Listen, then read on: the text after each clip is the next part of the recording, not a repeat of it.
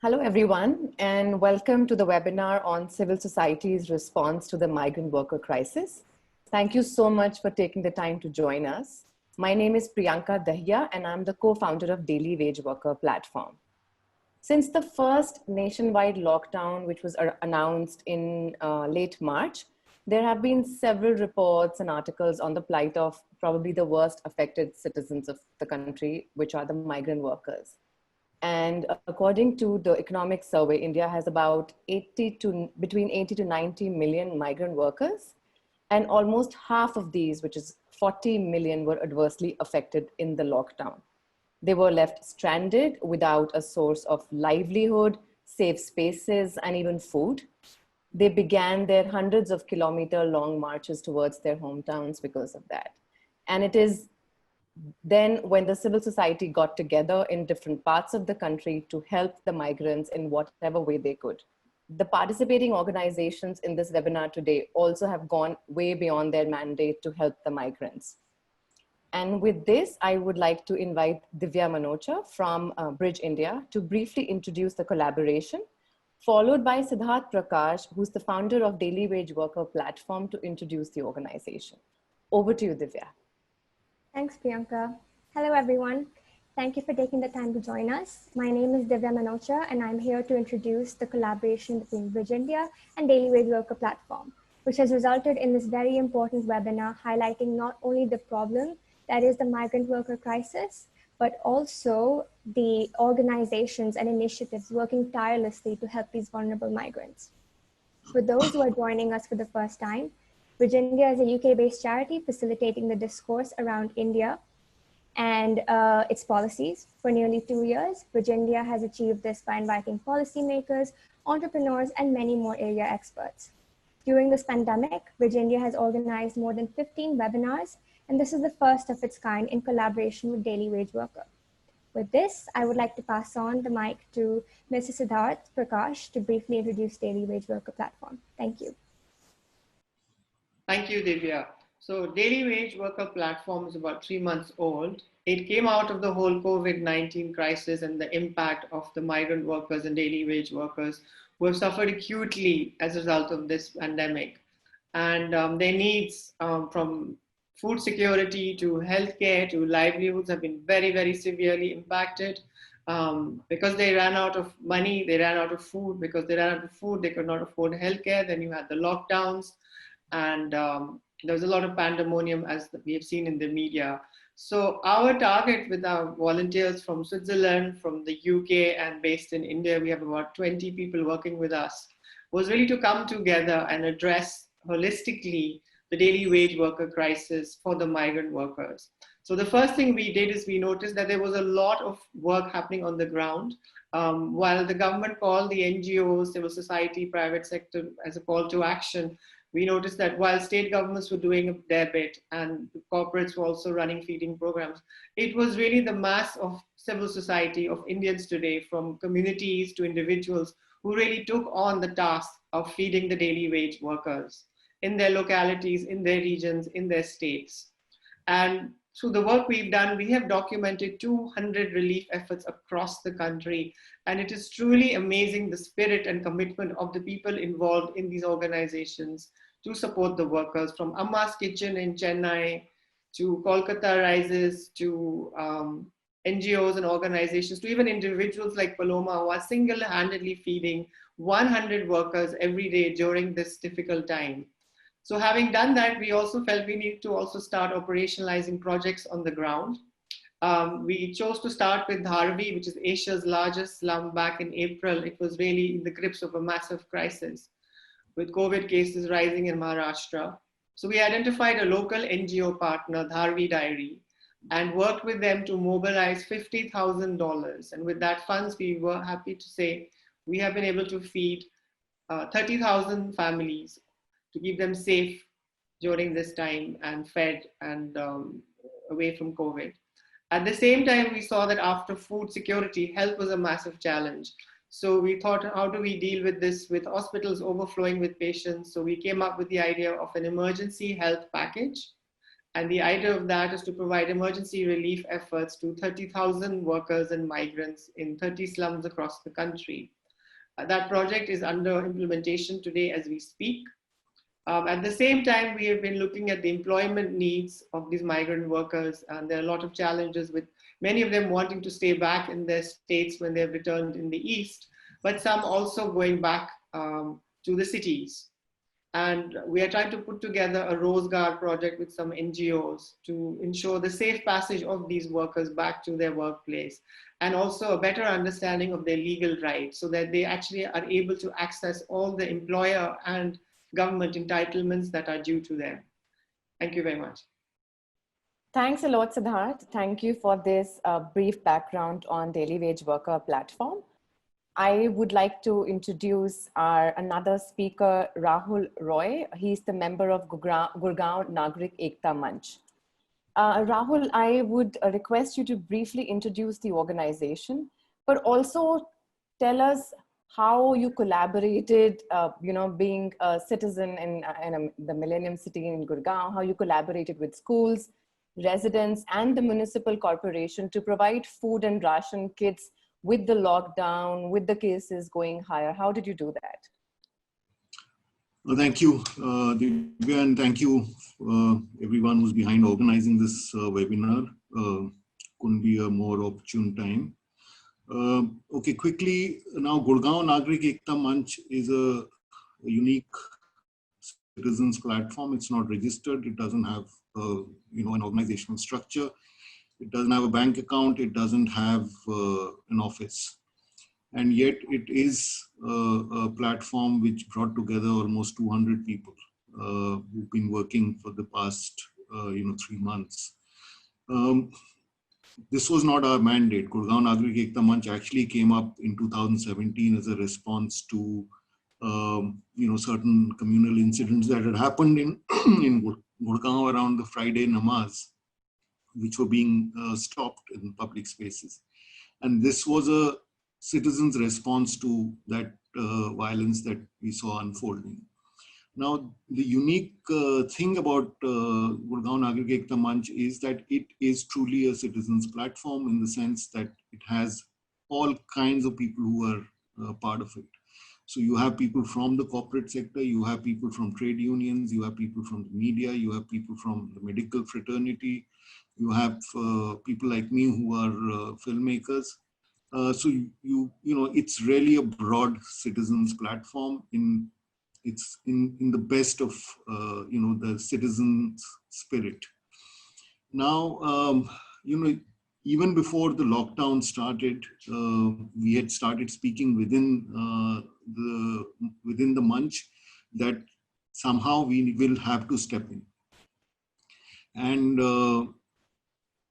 27th March is when we started distributing food and rations to begin with. But the first thing that we did was to set up an information system, an information hub, which we thought was going to be very critical to any movement forward, any work that we were going to do. So what the information hub was tasked with was to start collecting all the distress messages and calls that were coming in.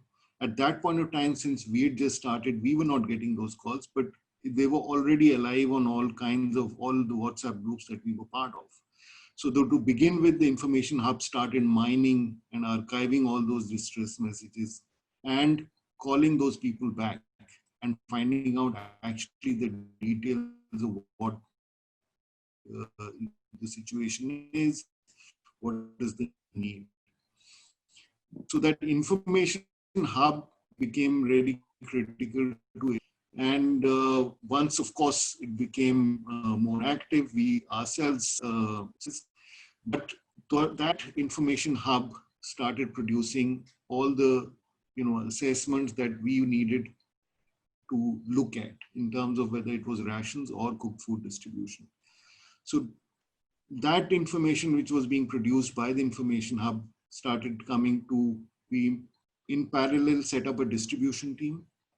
We started operating to begin with from one hub where we started packaging rations.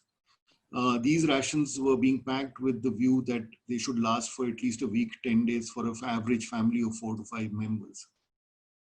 So we started with these dry ration supplies, and then very quickly we realized that within a few days that people actually needed cooked food.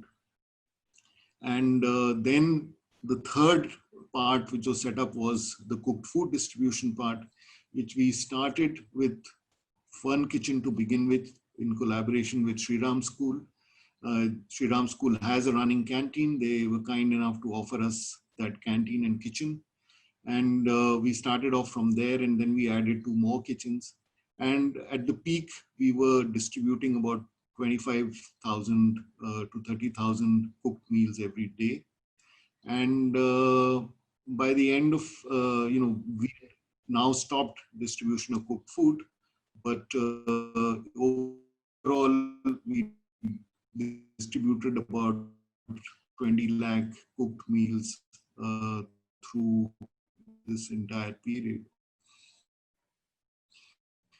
As far as concerned, we distributing dry rations, it's become more targeted. Earlier, it was more universal. Whoever was calling in, because we felt and we believed that distress was universal. So we were providing rations to everyone. So till now, we've distributed about 27,000, ration kits, which approximately has supported 125,000 people in terms of food security. And then various other things got sort of added to this entire process. One was that we realized that since we were collecting this material, this entire information around distress, that we needed to put it out and we needed to use it as advocacy. So then we set up a small research and advocacy team, which has produced 2 very important reports that have informed our own work, and it has been used to put pressure and as an advocacy tool to push for certain measures policy measures to be taken by Haryana government and the Gurgaon administration. Also, the information team also added IVR system. So we have an IVR system which gets operational at points of time. This IVR system has been used both for generating information around for research, which has gone into the 2 reports I mentioned, and strategize our own systems in terms of getting a sense of what are the distress levels, what is the financial situation, how much ration do people have, what are the needs, what is the employment situation. So this IVR system has been trying to generate information around that. Then we also have, in a small way, because as we all know, a lot of people were trying to leave at various points of time. And towards the end of May, June, there was again a big movement of people leaving because job expectations didn't measure up. The opening up didn't happen as people were expecting. So there was again a big movement of people going back home. And at that point of time, a lot of people, not just in Gurgaon, but in various other cities, were helping the migrants go back through buses. Through teams started working even on helping people get back home. We have now moved towards some other, interventions. Rahul, I would, come back to you to know more about the other interventions and introduce the other speakers as well, because touch upon, what exactly these organizations are doing and then come back to you on that. Thank you so much. The Information Hub sounds like such a great idea to respond to the migrants' distress calls in real time. Is just amazing. Our next speaker is Vaishnavi. She is a volunteer with SWAN, which is the Stranded Workers Action Network. Welcome, Vaishnavi. I would like you to introduce the organization, but also if you could explain us how does the cash transfers program works within SWAN for these migrant workers? Okay. Hi everyone, thanks for this platform. So I'm from Stranded Workers Action Network, and we are a very relatively new network. We came as a result, as a response to the crisis. We started on March 29th, and we are not a registered organization, NGO, or like we don't have bank accounts, nor do we are a registered organization.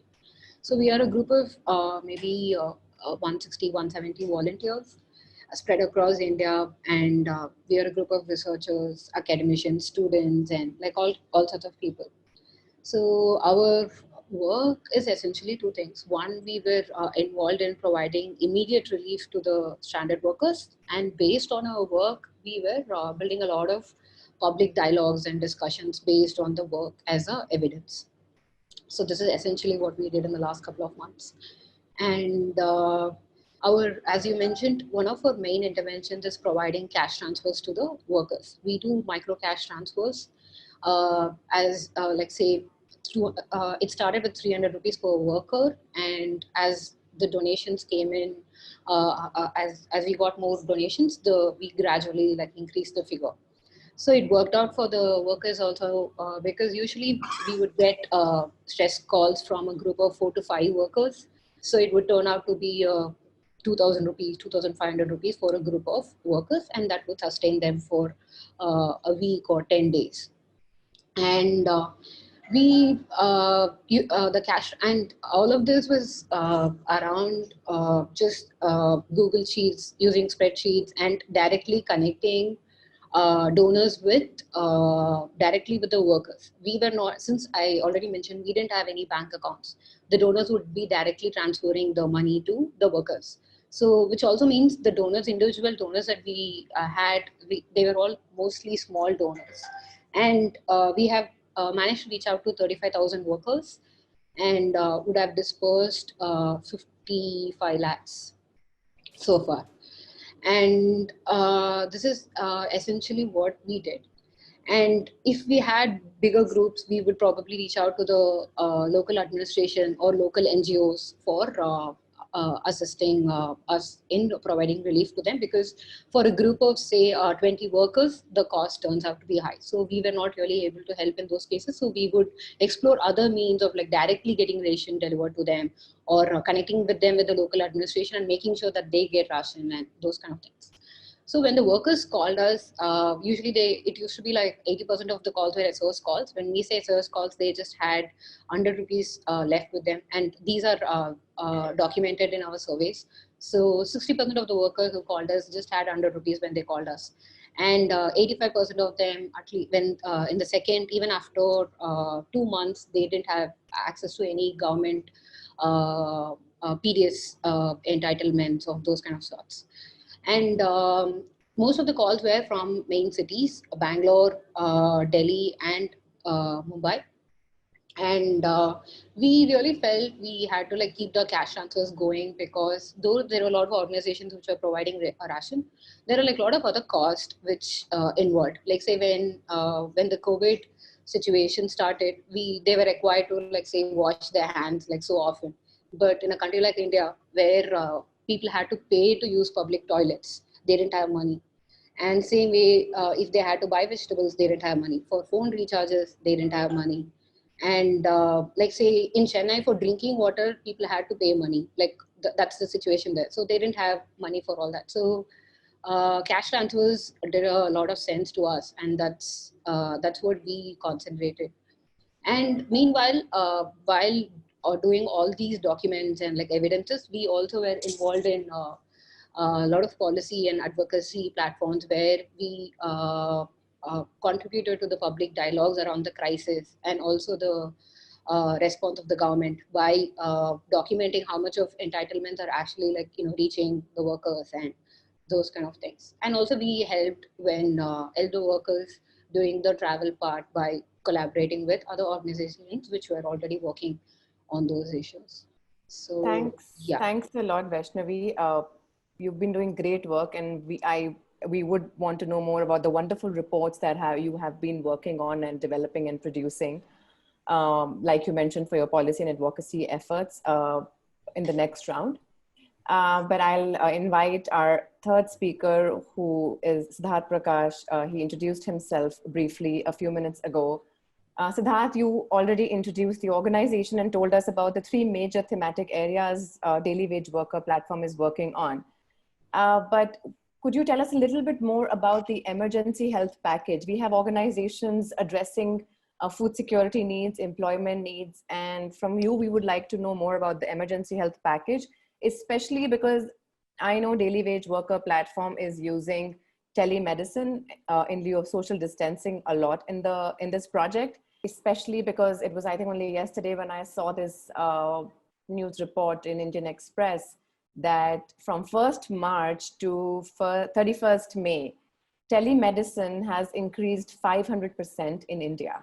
So this project and the discussion is very timely. So could you tell us a little bit more about that? Yes, thank you, Priyanka. So as we know, the COVID cases have almost reached 950,000 in India, and the hospitals are overflowing. So, normal people cannot get access to healthcare. With all the lockdowns and other challenges, it's even more harder for the migrant workers and daily wagers to actually access healthcare.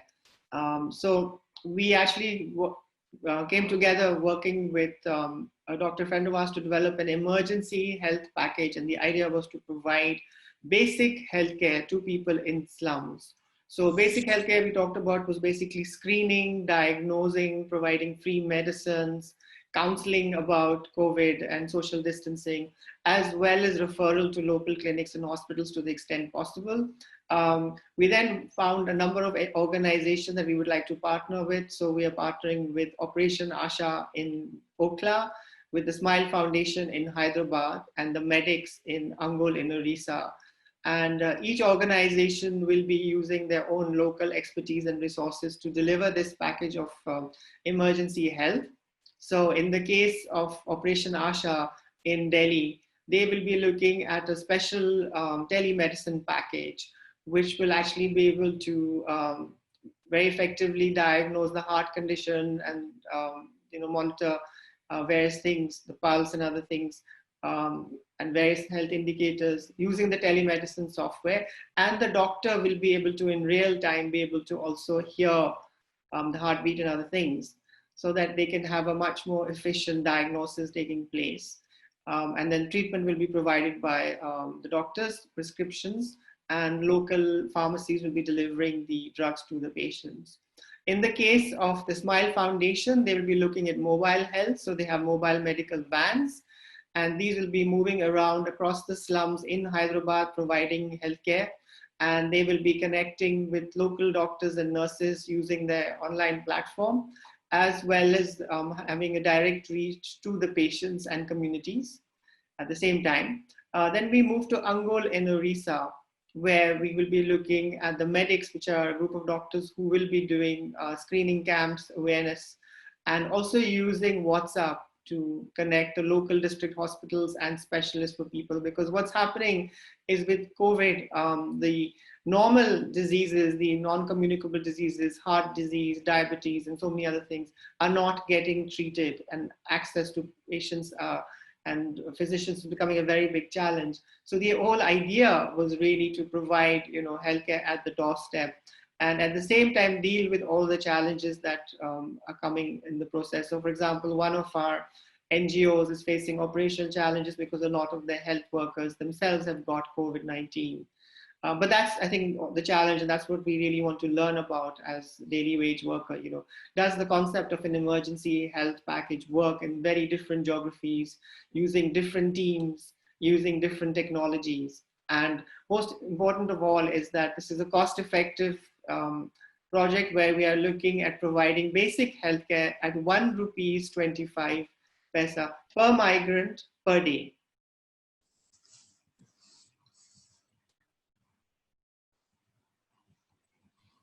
Great. Thank you so much, Siddharth. I know about the project, and I'm sure that everybody else is excited to know more about it, especially the way you ended it, that 1.25 rupees can actually help workers per day. That's amazing. Our fourth speaker panelist is Father Noel. He's the director of Don Bosco Network. Father Noel, your organization has been providing jobs, skills, and legal aid to migrants. And in the initial period of lockdown, the food security needs were met by civil society. Then civil society organizations like Daily Wage Worker Platform and other organizations are trying to address the health problems migrants face.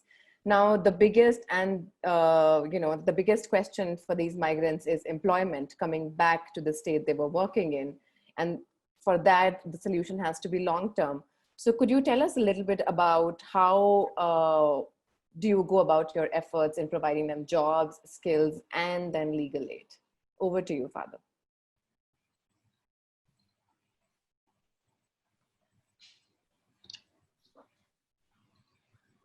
So I titled my talk as the self-reliant life of dignity to everyone, from the perspective of the self-reliance mission which Prime Minister is talking about. And Don Bosco has been in this self-reliant mission for a long time. And so what does it mean? Every migrant is a guest employee. He is on a self-reliant pursuit. And this is the bottom line of the, the presentation. Why Don Bosco is interested in the migrants? Because Don Bosco himself was a migrant and he left his house very early and then got on to a city. And so when he grew up, he saw the real plights of the migrants and he started this whole work in 1841. So for 180 years, Don Bosco has been working with migrant youth. So it's a great legacy we have. So now the whole rising up because of COVID has happened. So Don Bosco worked for the rights of the young people and saw that they got their placements properly, they got their skills and livelihoods done. So that is about Don Bosco. Now, it is a dream which we are carrying on for last 180 years, I can say. And so it is continuing and now it is very much in the limelight because of COVID. Don Bosco in India has been there from 1906 and we are in around 500 plus institutions, starting with some 300 schools and 400 skill training institutions and job placement centers, women empowerment program, climate concern. All these are a big. So at a real time, we'll be reaching about 1 million people in India. And we are a network of around 360 NGOs only involved in social development, leaving alone the schools, etc. And our signature work is for people who are working children and youth. And we have centers in 72 cities. And we call them sort of migrant desks, and they are in the process of being set up. And this is going on for a long time. And I would say that our education and skilling has been very much known, and we have big leaders like Piyush Goyal, Sonowal from Assam, and Smriti Irani and all coming out of our schools. And in COVID time, and I should say all of you shared how much you have taken forward, and we have reached around 2.5 million. There is 25 lakh people in some way or other.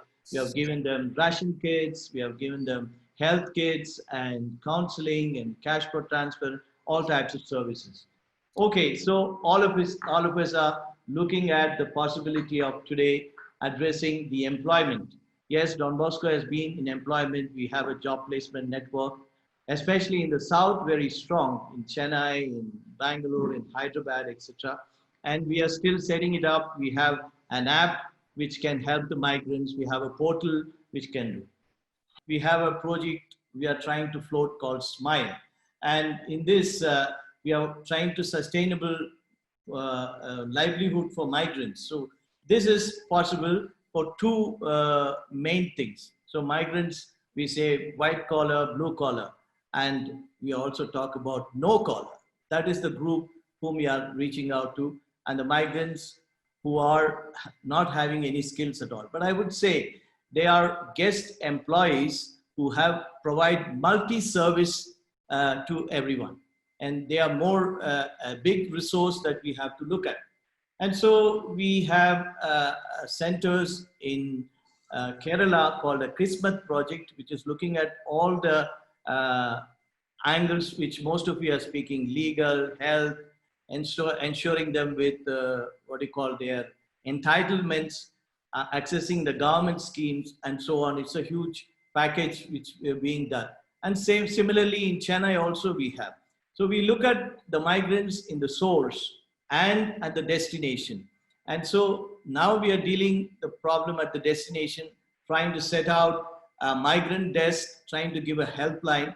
And the whole lot of work has to be done with a framework both at the source. You set up a basic minimum legal framework a migrant should know, or a guest worker should know before he leaves, and he registers himself there. And then he comes down to the destination. Already the information is sent in the destination where the manpower data has to be generated so that we can match this skill of this guest worker down in the destination. So this is what we are trying to do, both ends. So certain in Tamil Nadu and in Kerala, it's quite advanced and they are doing well, but we are trying to set up a whole job placement network for these guest workers across the country. So what we are looking at from the daily wage worker and the Bridge India is, I hear that you are a group of lawyers to come out with a good package of a legal system which can be standard, can be a booklet, something can be given to a migrant in different languages. So when he sets for looking for self-reliance, then he has got this book, he knows where he is going, what he can get, an awareness can be created. So, and then in the source also and the destination also, he gets somebody to support him with all these awareness programs. So this is what we are looking at in Don Bosco, and we'll be very glad to partner you, various networks we have seen, you have presented, and everyone is a migrant on this earth and everyone's life matters. Let's not forget, man-made barriers generate migrants. I'd say once again, man-made barriers generate migrants. And every citizen in this world is with, every migrant is a citizen of the world with a right to dignified life. And that's what we believe in Don Bosco, and we want to give every young person a chance to live a decent, dignified life. And thanks, and we pledge for a self-reliant life for dignity, self-reliant life of dignity for everyone. And this is what is the punchline of Don Bosco's efforts to support migrants. Thank you very much, Bridge India, and thank you for this opportunity. Thank you so much, Father. And like you said, every citizen, every migrant is a citizen and they have a right to lead a dignified life. So we've introduced our speakers, they've introduced their organizations. I have a few questions for our speakers. And my first question is, what challenges have you all faced, while bringing your efforts together for the migrants? And what were the lessons learned? I'll request Rahul to tell us what two major challenges, the Gurgaon Nagrik Manch faced while putting all your efforts together. And, if you could tell me two top lessons. I'm sure there were several challenges, but we would like you to restrict it to two so that, we can have all the speakers share what challenges they faced while they were trying to help out the migrants. Over to you, Rahul. See, challenges, there were many, and a lot of them were about, related to getting things done. But I think the biggest challenge, at least for us in Gurgaon, and I'm sure in many other parts, not all, is that as to how difficult it is to get the government machinery to move and to collaborate with and to get them to see reason and sense. So for example, even before the lockdown started, people had started speaking about the importance of the universal PDS. that make rations available to everyone, so that you don't end up in a situation where civil society has to step in and provide food. It's not that not enough food grains that the government they have enough, but that's been impossible to move administrations and governments along those lines. So that is just one example of, and the multiple examples I can give you as to how it's very, very difficult to get governments and and administration to do sensible, rational, and reasonable things. And I think that, at least to us, was a big, big challenge as far as the work was concerned. And what would you say was one of the biggest lessons learned? I think the biggest lesson learned for all of us is that how close hunger is to this country. That, even a few days of people not getting wages reduces families to a situation of starvation and hunger. So I think that is the biggest lesson coming out of this entire pandemic, as to how distress is actually an ever-present danger in most Indians' lives. Absolutely.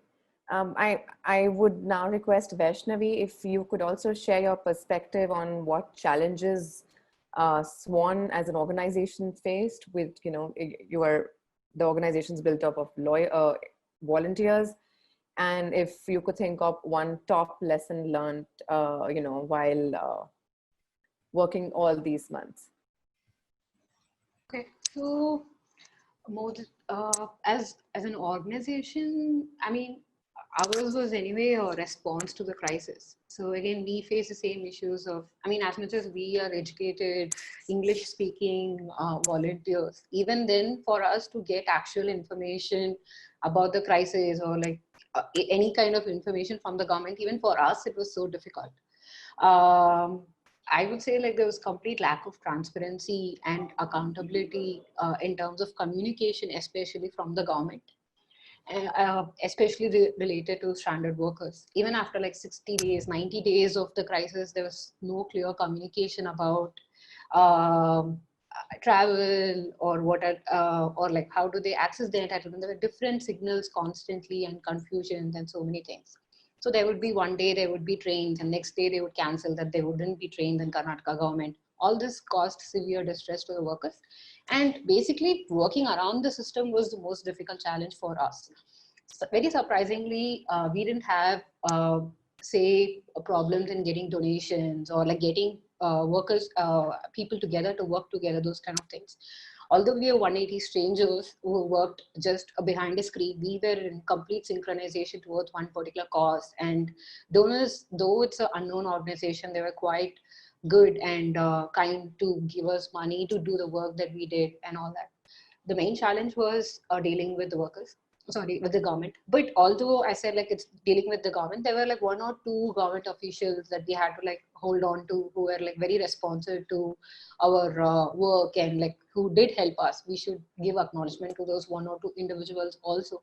But again, as a system, it needs to work for every worker and it has to work every time. And that's when you can call it as a system, right?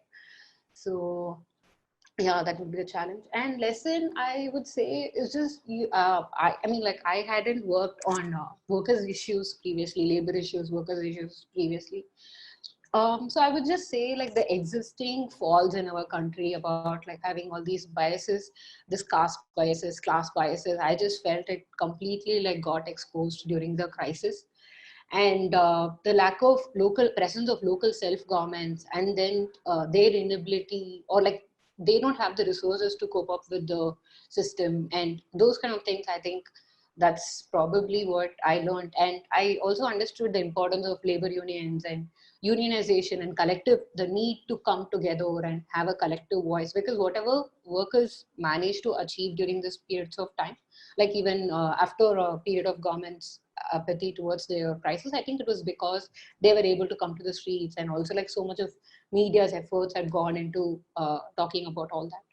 So I think maybe the lesson is importance of collectivization, raising voice together.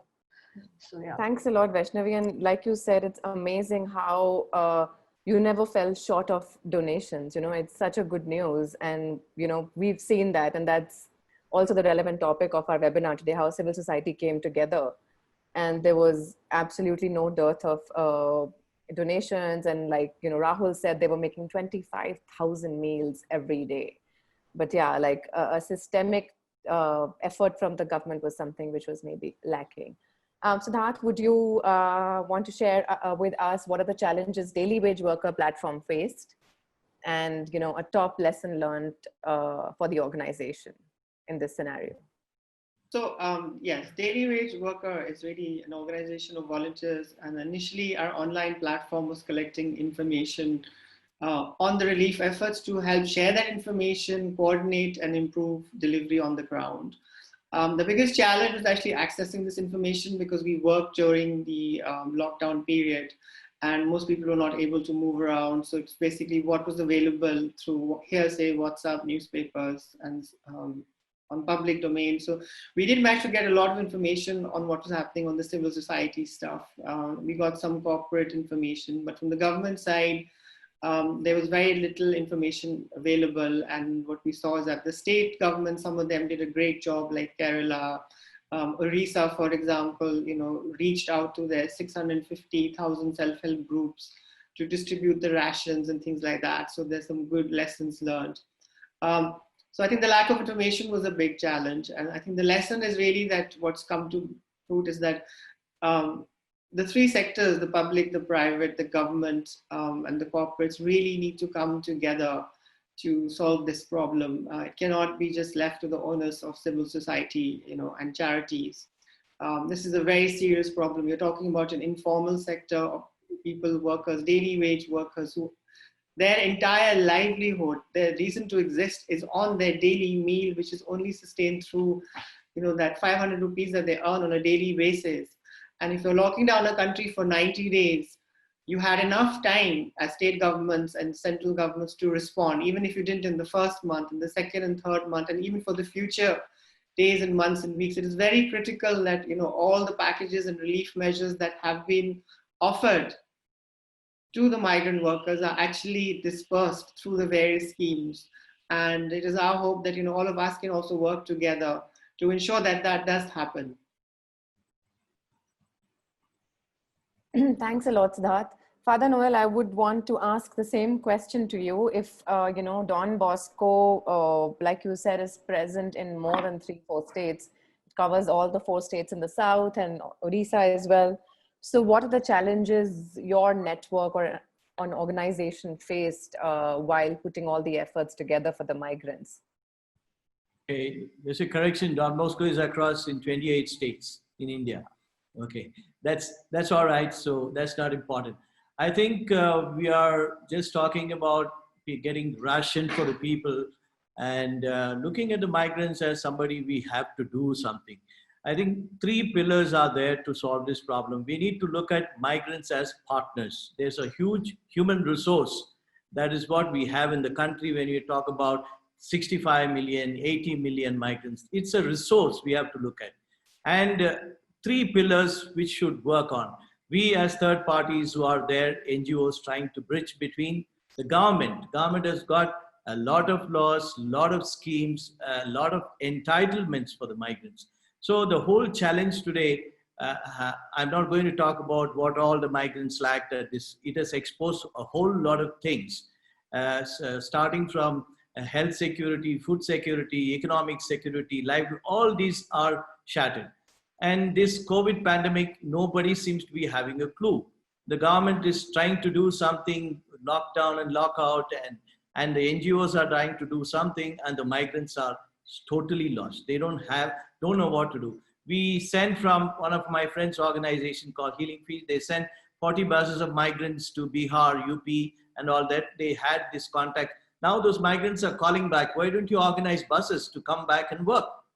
So it's a whole confusion happening. And I think what is basic is their entitlements have to be given. That these people have their rights. Why don't these people have ration cards? Why are not they getting ration cards? And some of them don't even have Aadhaar cards. We were trying to give some donors wanted all the details of Aadhaar cards, etc. But these people don't even have Aadhaar cards. So the basic things of entitlement is missing. So the whole challenge is how we sort of ensure and empower to this huge human resource, I would call a partner, guest workers who have multiple skill providers. For them, we need to ensure that they have their rights restored, or they have awareness, first of all, where they can access their schemes and funds, etc. So we as a bridge between, it's a beautiful name, Bridge India, I think all of us together should bridge the big gap between the migrants and the government, whatever is trying to offer, and trying to give them a sort of a decent life. This is what is the whole focus. And the entitlements, I said some legal framework should be made known to the migrants, even simple people, so that they know where they can get what they want and have access to the resources, so that they are not left high and dry in normal times and also in times of disasters. I would call a natural disaster, which is also a health disaster, which has hit everybody. So our duty to see that public-private partnership is ensured and make sure that these migrants get whatever they are due to get. And how long will we go on distributing ration? I don't think it's going to be possible. Unless we make them self-reliant and have access to the resources, this is going to be forever a problem. Thank you so much, Father. So we have a lot of interest from the audience. I know a lot of you have some questions. I will come back to you shortly. I will reduce some of my questions so that we can attend as many questions as we can. So Father, to your last point, I wanted to ask a follow-up question. So how do we create employment for these millions of migrants who want to either come back to the state they were working in or stay back in the same state? And after Father, you know, I open the floor to the other speakers as well. If you have any ideas or suggestions. I think the key crux of the problem is we are all data-driven society. So how much of data of these migrants we have at the source and at the destination, and we need to match the skill which is coming in to a destination and see what manpower requirement is there. So a whole lot of, as Rahul was saying, it's beautifully networked with different sectors in the society.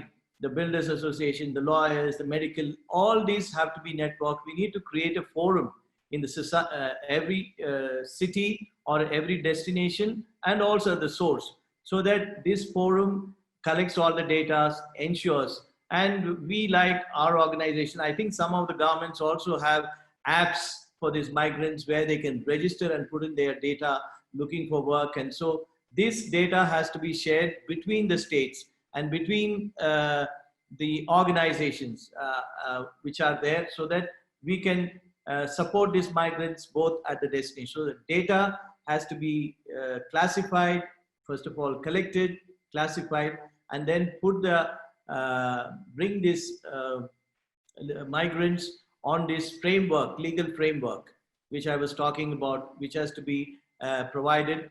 And there are a lot of laws, but simple legal framework which every migrant should know, and they can access both at the destination, at the source, the helplines and migrant desk services available to get what they want.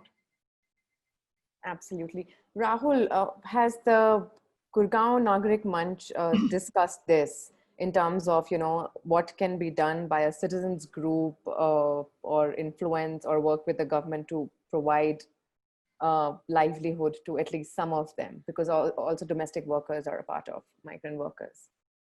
See, the point is this, that we've been doing what we could do, and we will continue to do what we can do. But it's important to understand that civil society has its limitation. Governance is not the civil society's responsibility. Providing social security is not the civil society's responsibility. You know, following laws of the country is not the civil society's responsibility. Those are all responsibilities of the government. Now, is the government willing to follow its own laws? Is the government willing to follow its own regulations?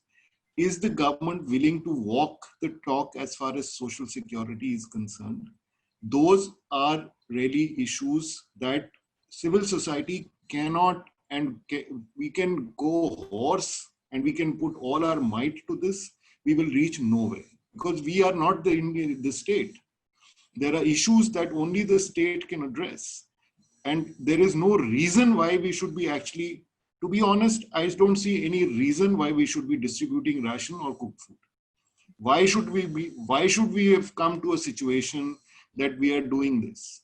It's basically reflective of two things, that what I said earlier, that one is how close distress is to Indian, working class lives, and the failure of governance.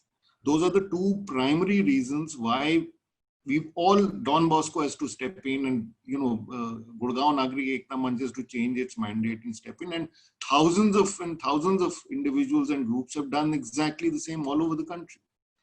So the point is this, that is this the moment when the government has to be put under pressure to start becoming and following, and doing what its mandate is. And I think the civil society now really, if it has to make a significant contribution towards shift and change, then it has to be to put pressure on the government to start doing governance, and transparent governance, as Vaishnavi was saying. Absolutely.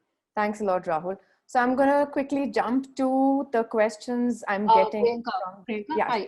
I would like to add to what... Absolutely, Vaishnavi. I was actually coming to you with the first question from my audience, which was related, but please go ahead. Okay. So what I mean, other than all this killing and like all the other work which is being done, but also there has been a constant, like a good amount of push to for NREGA to be implemented. NREGA is National Rural Employment Scheme, and recently the government has increased the budget to like 1 lakh crores. And same way, activists are demanding such a similar program in the urban context also for the workers to be given work by the government in the urban context as well. So I mean, like as Rahul said, I think civil society, I mean, I think our efforts should be like getting all these things, just to monitor whether these things are getting implemented or not, rather than just like, being the providers of these kind of services. So yeah, I think as a civil society, our job is also to demand and monitor these kind of whether these things are happening or not. So yeah. Absolutely. Thank you so much. I can just add, Priyanka. Yeah. So I think I'll just echo what the other speakers are saying. I think the role of the government is very critical, whether it is food security or healthcare or employment. But where we can come together is really public-private partnerships. So for example, with the issue of employment, we are working on this Rozgar project. And initially we thought maybe we should just create an app and connect the employers and the workers.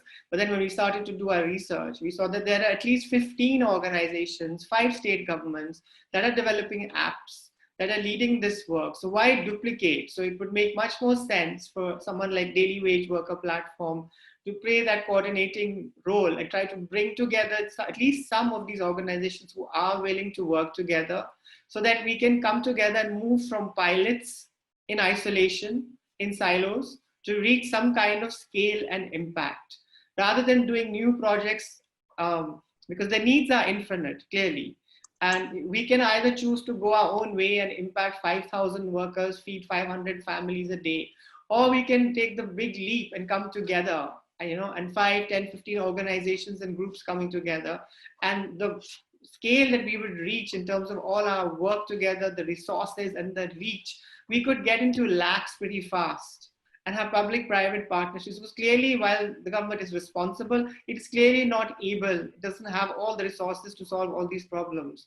So if there is a public-private partnership opportunity, and there are many successes and failures of these, but if we look at the successes, there are lots of opportunities for us to come together, and we really would request that you join with Daily Wage Worker Platform and use this platform to share information and bring projects together so we can collectively reach scale. Because we are a facilitator, we cannot ourselves create the healthcare and deliver the jobs. But if we come together, I think we can strategically have a much bigger impact. Absolutely. Thanks a lot, Siddharth. So I'm going to come back to the questions we have from the audience. We have a lot of questions and interest. The first question I have here is, and unfortunately we had to disable all the microphones for the audience. I will be reading out the questions and request either one of you or all of you to respond in your own capacities. The first question is, how can the government's slow response communicated back to them so that they can be more responsive in the future? Like, they've been slow, and it's important to communicate that to them so that they know that something like this can not happen again in terms of their response. If I may start, I think it's about getting the government's attention to say that, whichever plan you look at, you want to go back to, Bharat Nirman or 8% GDP, and, show India is the country of the world to do business with and what a great nation we are. We have to look at our backyard. We have to look within and say that 90% of your workforce comprises informal workers, migrants, wagers. If you just completely ignore them, how will you run your economy? How will you sustain growth and deliver what you promised to your electorate? It's a very simple thing, and you see the fruit of your labor, because now what's happened is, after the migrant crisis, there is an acute shortage of labor in these cities, because you've got almost like 30 million people who've walked, or however they've reached home, they've gone there, and many of them do not want to come back. So without this labor, how will you achieve the economic growth that you want? So ultimately, the social side of development has to be taken care of. And if India is a signatory to sustainable development, growth, to green growth, and all these things that we say that we are, we have to put the migrant worker and daily wage worker at the core of our own national self-development and sustainable development goals. Otherwise, there will be no economy, there will be no growth, and there will be a very bleak future, as we have seen. So it's really a question of saying, economy with the people. Absolutely. Is there any of other speakers who would like to also contribute to what Siddharth said?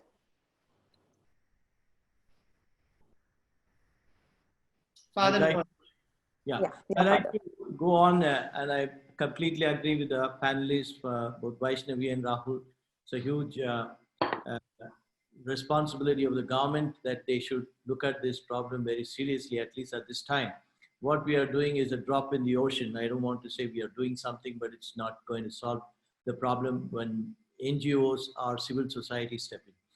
I think there are a number of states who have set up some sort of desk for the migrant. For example, the Orissa government has got a desk in Tirupur where their migrants are coming. So, but when the COVID happened, nothing was happening on the desk. So this is the real story. When something has to happen, we need to ensure whether all these systems which are partially set up or new forums we need to set up, looking at this migrants problem. We have the whole labor department. I do not know whether they have any special sector only for these migrants or the guest workers we have. So it again have to see the law body or the law lobby which is there. I think many of the lawyers association, every step now, when we have these problems with the migrants, we approach, there are some goodwill lawyers who are trying to support in each of the states. I think we need to network them also and bring them on board and see how they can ensure also to negotiate with the government to see these things are taken from it so that their entitlements are given. Thank you so much, Father. So there's another question, and I think at least Swan and Don Bosco, because they, Don Bosco has a presence in 28 states, and Swan has been doing extensive research. But Siddharth and Rahul, you're also, please feel free to answer this. The question is, why is the migrant worker crisis so different across the states in India? why can't we have a uniform response nationwide? Okay, so should I start? Okay.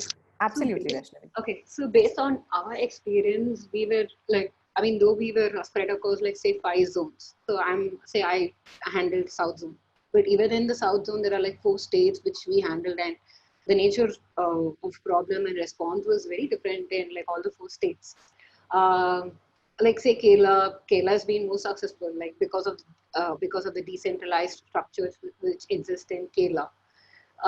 In Tamil Nadu and Karnataka, like had a very different response to the in providing the help also. Like say in Tamil Nadu, it had like industrial cities like Tirupur and Coimbatore, where the nature of crisis itself was different. Like say in Coimbatore, there would be 10 workers staying in one room for a lockdown, and those rooms are not meant for workers to stay there for like 24 hours. So this problem would be so different when you compare it with North Karnataka problem, where they had a very different kind of structure and like the existing problems. So I don't think, I mean, like what we have understood from this entire crisis is localized, decentralized solutions have been more successful rather than one solution for everything. Wherever there have been decentralized, localized solutions, I think those solutions have been the most successful. If there is one thing that we can learn from this response to crisis, I think it's that. So yeah, so I would think there can't be a uniform solution for all the states. Example, South states are richer states. They are in capacity to deliver much more, and the bureaucracy and administration capabilities are different compared to poorer states like Jharkhand, Bihar, where now the migration has gone back. So Yeah, yeah. exactly. And like you said, you know, like also in India, we have fewer states where the outstate migration is so high. For example, Bihar, UP, Odisha, Madhya Pradesh, as compared to a Punjab or a Haryana, you know, or a Himachal, where the outstation migration is not that high. So, and also, like you said, state governments work differently. They have different systems. Kerala trade unions work very differently than, you know, a trade union somewhere else. So that's why, and India is so diverse as a country, you know, as a socially, culturally, it just becomes sometimes very difficult to have a uniform response. Rahul, yes, please go ahead. See, while of course the response will change and shift and there'll be local factors, of course, that's true. But there were a couple of universal principles that had been discussed right from day one, you know, and one was, which I'm again and again bleating, and all of us who've dealt with the situation know, is universal PDS. This was a universal principle that should have worked across the country in all states, and it doesn't matter which state then it is. The second issue is, which came very early on from the medical fraternity, was the fact that your mainstream healthcare system is going to collapse. It's not going to be able to deal with this. It's not been managed to deal with in New York, so forget about what's going to happen in Gurgaon. So what the alternative had been proposed right from day one was community care systems, to develop community care systems which were, and it did happen in Dharvi itself. It is a great example of what happened, what has happened in Dharvi and many other areas. But that should have been a universal, principle that should have been followed in all the states, to actually from day one, when the lockdown, the so-called lockdown for preparation happened, that you set up community care systems across the board and get a lot of people involved in that. That should have been the second universal principle to be followed. And both were not followed at all. The first one was not followed anywhere. The second one, because of individual, and certain civil society groups, and in certain cases, specific local administrations, it came into being, and it's been greatly successful. Absolutely. So in interest of time, I'm going to move to this next question because it's already past 7. There's a question: how can an individual such as myself, one of our audiences, help in these efforts? Can they volunteer? Can they donate? How can they get connected so that they can also, contribute to this crisis positively. We have all the organizations who work on volunteer basis. So any one of you or all of you want to take this on, please go ahead. Well, the person should obviously look for which are the groups around in wherever he or she is,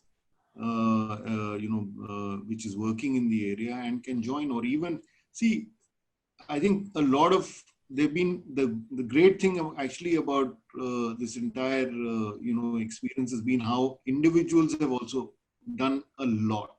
It's not just groups and institutions and platforms, but actually hundreds and hundreds of individuals have at their own level, even when people were walking, early on when people started walking home, there were thousands of people who were running on scooters, on cars, or just standing outside their homes, giving out biscuits, giving out water, giving out all kinds of things. So it's, if you want to do something, you will find a way of doing it by just looking and seeing where the distress is and what you can do as an individual to address that distress around you. Absolutely. Siddharth, would you want to add here? Yes, as far as daily wage worker is concerned, I would echo what Rahul says. I think it's about individual contribution. So you could contribute to our projects like SWAST by donating. You can also become a volunteer with us. We just received 20 volunteers this week actually who want to join us, which is great because we do require health specialists, labor lawyers, and other experts who can help us solve challenges like the ones that Vaishnavi and Father Noel are dealing with. Also, if you can also mobilize the support of other organizations to also join us and your own organization so we can reach scale, because I think scale is really the need of the hour today. Can I step in? So, Absolutely, today, Father. one of the beautiful things as this infection is spiking, what we saw right at the beginning of the day, I would say the solidarity also was spiking. It is all coming from the civil society. I think a lot of good people, Indians who feel that they are real citizens, they have to go out and support their brothers and sisters. That was very, very strong. And I should appreciate all, and especially the organizations which are. I want to make one more point. Why this migration is happening? We are I think our country is a huge agricultural country. And most of this migration is happening as a distress migration of the landless workers. And if agriculture is put in real place, we were in skilling, okay? We must have skilled around 4 lakh young people in the last, say, 7-8 years with our technical skills. But all the skill had to migrate from the rural area to the cities. But when they reached the cities, did they get the jobs? And even if they got the jobs, did they get the right wages? And especially young people moving from very rural areas to city, they are facing a whole lot of problems and social, moral, and they're being exploited in every way. So this is creating a problem, this migration. And so I think it's a good time our country look at agriculture as seriously, where people can find their livelihood. With this modernization and technological developments, lot of real local livelihoods and artisan works, all this have been shattered. And so people are just giving up agriculture, selling lands and coming away. So if we are not going to tackle that part of it, this migration problem will continuously exist. How many jobs can we find? This is not going to be easy. There is a saturation point, even in the cities. It is all service providing sectors like hospitality and domestic and the hotels and different parts and computers and so a few technical skills, but there is a saturation point. All cannot be given and driven to the cities. So agriculture needs to be important, and new innovative way of doing agriculture and create a sort of interest and incentive the government should keep to hold people where they are. So certain amount of migration is possible, but not this whole a lot of distress migration which is happening in our country, where they don't get their livelihood and they are driven to hunger. So it has to be looked at in a larger perspective, just not the migration, but the livelihoods in the country, especially in agriculture, which is our the core, I would say, important sector of occupation for the people in India. Absolutely. Thank you so much. There's another question that large number of the workers in informal sector are women, but they have been largely invisible in migrant worker discourse. What can be done to help women migrant workers especially? So Yes, I would, I mean, I will respond to this question, but also previous to the previous question, I would like to add something. So for me, yeah, like as already mentioned by the other two panelists, the individual response has been the, I mean, if we are forced to look at some silver lining out of all this, it's maybe that's the one thing that I would say it's a positive thing. But other than that, I think I think we should not view this as just one short-term crisis and like all of us can move on with our lives. No, it's not that. If all of us we have to individually contribute to this, I think we need to be more interested in the local politics of these kind of things. I think the political apathy comes from the people that we elect. So I think as an individual, the most we can contribute is being using your privileged position to be aware and also spreading that information and taking a stance on these issues.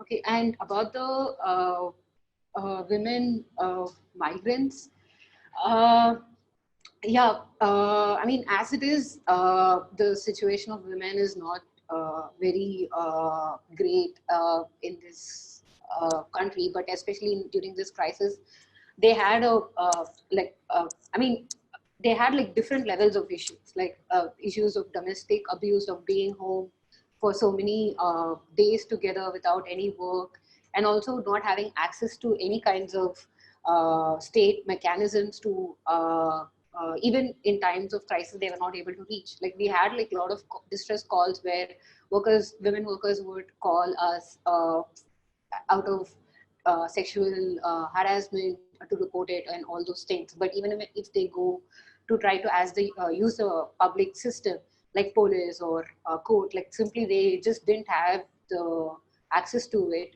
and they obviously didn't get any response also. So yeah, the saddest part is they have always been invisible, and I think they've just become more vulnerable at this point. If I can just add, I think the self-help movement, which is pretty much abundant in India, unfortunately, it's very much a rural phenomenon. If that can be applied to the urban areas and to the cities where you have these mobile populations, where resident welfare associations and local governments and corporates could actually chip in, and get, like, in your neighborhood, you'll see the construction sites coming up. There are a lot of women there. If you can just mobilize them together, give them very small microfinance grants, they could actually very quickly, start small enterprises and start earning income and become financially independent. And this is a very simple, tried and tested model which can reach scale very fast. I agree. I think we do have a lot of lessons to be learned from rural India, at least in urban poor and urban slums and an urban migrant scenario. I'm gonna read out the last question, which we can take for the evening today, which is a lot of these migrants are seasonal workers. What are the policy makers thinking, or what can they do to have a separate policy for permanent and seasonal migrants? Father Noel, would you like to take this question? What are the policies? Once again, please. Yeah, so a lot of these migrants are seasonal migrant workers, yeah, who go in one season and go back to their state, for example, Bihar or UP or whichever state. But there are also migrants who've migrated from their home state many years ago and they are settled in a new state. So the person asking the question wants to know, can there be separate policies? Is the government doing something about it? Or do you think that we should have separate policies for these two sections of migrant workers? The people who have settled for a long time, I think they will get their entitlements by themselves. They are there for a long time. Most of their basic necessities or access to resources would have happened. I think the ones who are in real trouble is the seasonal migrants, and we have a good experience of migrants who are working, for example, in Jhajjar in Delhi. There is a big brick kiln, and people migrating from all states, UP, Bihar, etc. They are children. They cannot get schooling. We try to help them to get some schooling. They come for 3 months, they go back, and 6 months they go back. So I think there should be a real framework which should be given both for the workers and the young people. The young people are the ones who are at bigger risk, and see, we should create a separate policy if we are going to continue to promote this seasonal migration. And why this seasonal migration is taking place, most of them are working in agriculture. And when the agricultural season goes and they don't have any other livelihood in their own place to earn. So if we can create this livelihood in their own place, they wouldn't be moving. So at the source, we can see the possibilities of creating a livelihood. A policy should be made, as I said, always. And then if at all they need to move, and then when they go to their places, if it is going to be a regular seasonal movement between point to point, then there should be also some systems set up. So definitely the policies would be different. And we need to so much. Yeah. Thank you so much. If I can just add also to what Father Noel said, I think today the government of India already has a number of laws that support daily wage workers and migrants, from the Interstate Migrant Act to the Building and Construction Workers Act, and so many of the others that actually provide very clearly defined entitlements for a migrant to be registered, to have an allowance to travel, to have a subsidy when they reach the city. And then when they're handed over to the employer has very clear obligations, from actually even just paying the salary on time, to providing proper accommodation, to providing decent work conditions, like access to a toilet. In the construction or hazardous industries, if a laborer has an accident, that their healthcare is taken care of. The biggest challenge is that from the government side and the employer side, the enforcement is either minimal, weak, or just not there.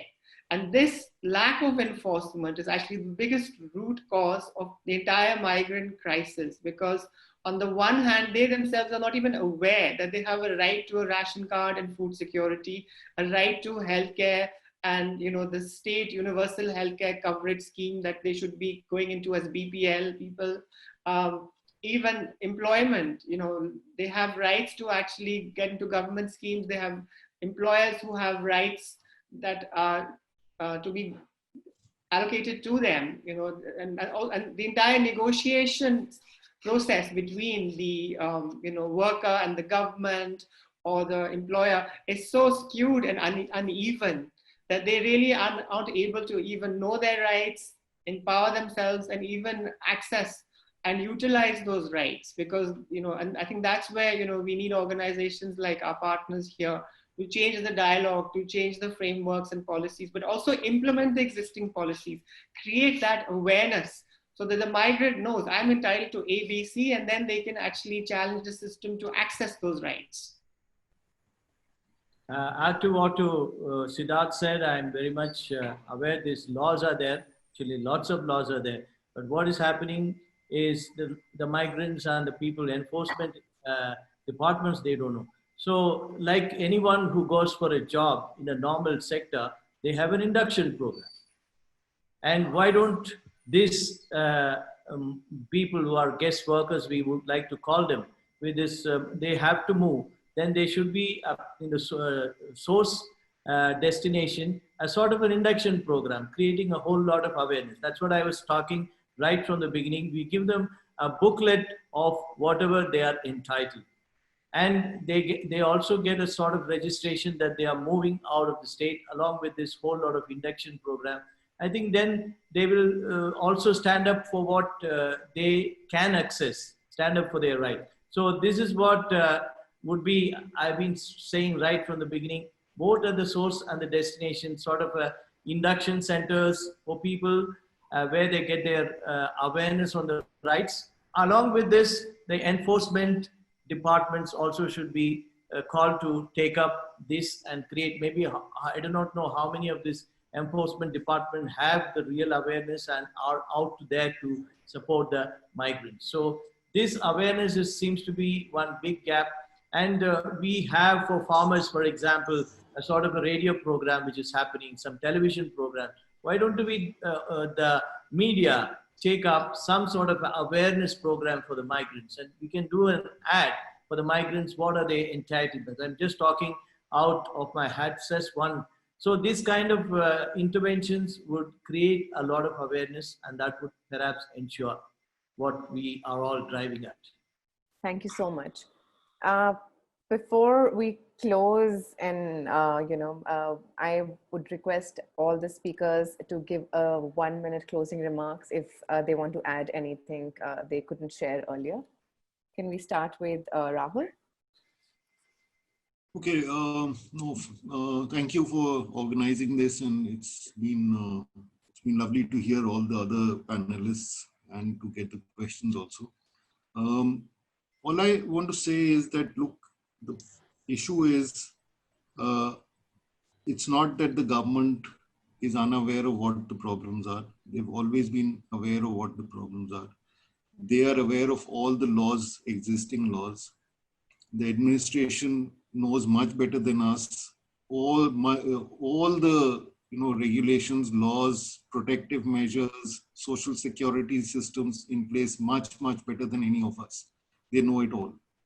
The point is, of course, one is that, as Father Noel was also saying, that are those measures ever, and as Siddharth was saying, that are those ever going to be enforced, or are they enforced? That's number one. We know the answer to that. Number two, I think what I want to end with is that there are larger questions that are being posed to us through this COVID. One is, we of course are trying to answer them through these specific, debates around migrant workers. But I think we've reached a point where there are no simple answers and solutions anymore. And we need to really figure out as to what does excess means to our social systems, our society, and our aspirational systems, whether it can really sustain us, whether it's in the context of rural India or whether it's in the context of urban India and cities. I think there's some very fundamental questions here which we need to really start answering. And unless we get into those, we'll be floundering. Thank you so much, Rahul. You've made some very important points towards the end as well. Vaishnavi? So I think we, as a society, maybe need to stop looking at all these standard workers as beneficiaries or someone who's, basically as beneficiary. They are, we need to give them they need to have the equal voice as citizens of this country. So, maybe only the mainstream society and the government, if they acknowledge it, I think that's probably then I think it'll work. As everyone else has said, there are so many laws in place. It's just like it's not getting implemented. So I think the entire system needs to get reformed, and it just can't happen only by the government. It has to come as a larger consciousness about treating a fellow citizen as a citizen rather than as anything else. So only that kind of awareness and acceptance would result in actual delivery of these kind of things. You're on mute. Thank you so much, Vaishnavi, for making these important points. Father Noel? I'll go back to affirm what Rahul said, very much well said. And I would say that the country is on a self-reliant mission. If every individual is not self-reliant, the country will not become a self-reliant. So every migrant, everyone is a migrant on the planet Earth, and everyone's life matters. And so a self-reliant India is possible only when we can make every one self-reliant to live with dignity. So a self-reliant life of dignity for everyone is our target. And I think both the government and the civil society should look at this and pledge for it. Otherwise, we'll be having many more webinars and it will not be solved. And I would like to say a big word of thanks to Bridge India. I hope they will keep bridging us and the whole country. I think this is a big challenge for them. And for all those who have volunteered to do this, it's a very good job. And we need to have more conversations, but towards also people, I think we need to bring people also who are in the government side, in the labor department side to hear us. Otherwise, it will go on deaf ears. So thanks once again, and let's make everyone self-reliant in India. Thank you. Thank you so much, Father. Very important point that maybe next time we should also have some government representation to know their views and what's going on there. Siddharth? Yes, I would like to call upon, all our democratic right to help. And here I'm talking about corporates and state governments. I think corporates, they have a mandatory policy of 2% of their profits have to go to CSR. And I would really appeal to them that they invest this on improving the lives of the migrants at this time of need. And also call upon the state governments. You collected a lot of money from your PM and CM's relief funds. It's now time to distribute that money. And to end, I would like to end with a quote from Mahatma Gandhi, who said, "There have been tyrants and murderers, and for a time they can be seen invincible. But in the end, they always fall. Social COVID-19, this too shall pass." Thank you. That's a great quote to end the webinar, Siddharth. Thank you so much. A big thank you to all our speakers and the amazing audience to make this webinar so valuable. And I would also like to say a lot has been done, but it's never enough for a country like India. So I think the immediate future needs help from all of us, all the organizations, speakers, and the amazing audience we've had. And before we close this webinar, I would also like to thank Bridge India for organizing this and collaborating with us, and request all of you to please follow Daily Wage Worker platform and Bridge India on all the social media handles, including Instagram, Facebook, Twitter, and LinkedIn. The next webinar by Bridge India is on July 25th about Atmanirbhar Bharat. Thank you so much, everyone. Have a great evening. Thank you. Thank you. Thanks, Siddharth. Thanks, Divya. Thanks, everyone. Thanks, Divya. Thank you. Thanks, everyone. Thanks, everyone. Thank you. Thank you.